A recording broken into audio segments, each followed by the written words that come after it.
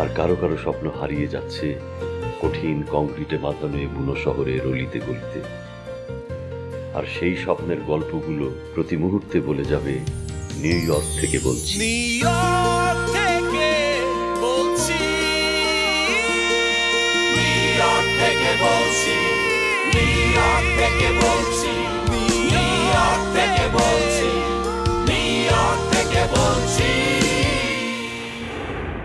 কোন ম্যাডাম? চিনি না, আমার মনে হয় আপনিও চিনবেন না, কিন্তু এই কিন্তু আমার সবাই রে চেনে বড় ভাই। সবাই কে চেনে মানে? হ্যাঁ, আমি যে রুস্তম এটাও সে জানে।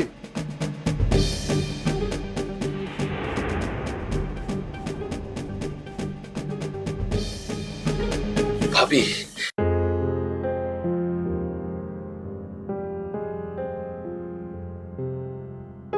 কি হলো? এভাবে বসে আছো কেন? রুমে যাও, ফ্রেশ হয়ে নাও, চেঞ্জ করো। কথা বলছো না যে? কি আমার উপর রাগ? তুমি না বলে আমার উপর রাগ করো না। রাগ করিনি, কিন্তু কিছু কিছু বিষয় তুমি কেন বুঝতে চাও না সেটা আমি বুঝতে পারি না।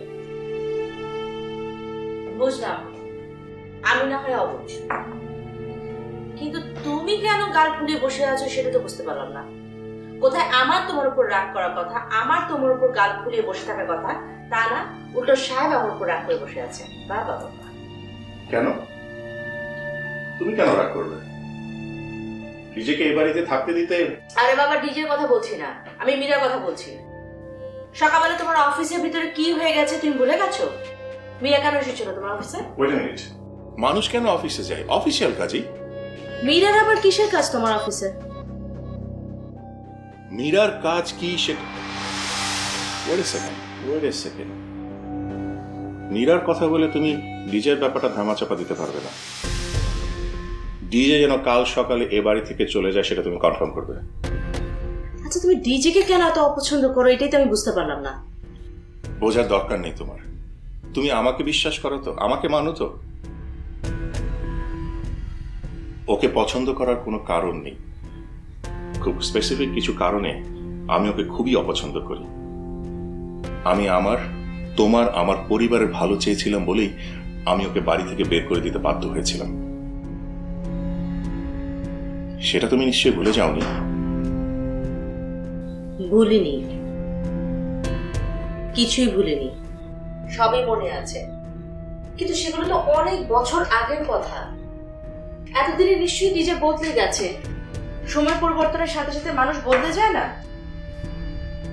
অসম্ভব। ও আমার চাচাতো ভাই, আমি ওকে হারে হারে চিনি, সেটা তুমি চেনো না। যার কারণে ডিজের ব্যাপারে বাড়াবাড়িটা তোমার কাছে অতিরিক্ত মনে হচ্ছে, কিন্তু আমি অতিরিক্ত কিছু করছি না। করছো, অবশ্যই করছো। একটা মানুষ শুধুমাত্র একটা রাত আমাদের বাড়িতে থাকবে, তা বাইরের কেউ না, তোমার নিজের ভাই। সেখানে এতটা উত্তেজিত হওয়ার তো কিছু নেই। মানলাম আমি যে সে খারাপ, তো একটা রাত থাকলে কি হবে?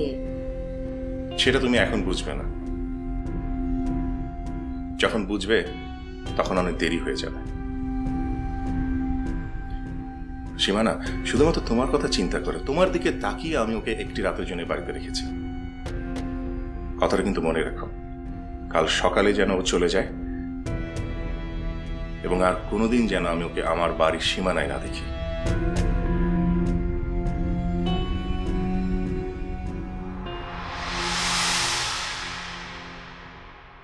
আচ্ছা ঠিক আছে, বুঝলাম। ডিজে কাল সকালবেলায় এখান থেকে চলে যাবে, ও কারো কোনো ক্ষতি করবে না, ঠিক আছে? কিন্তু তুমি ডিজের বিষয়ে কথা বলে ভেবো না যে মীরার বিষয়টা ধামাচাপা দিয়ে দিবে, ওকে? এখানে মীরার বিষয়টা ধামাচাপা দেওয়ার কি হলো? সকালে যে ব্যাপারটা ঘটেছে একটা টোটালি মিস আন্ডারস্ট্যান্ডিং। সেটা তোমাকে ব্যাখ্যা করার আগে তুমি অফিস থেকে রাগ করে চলে আসে।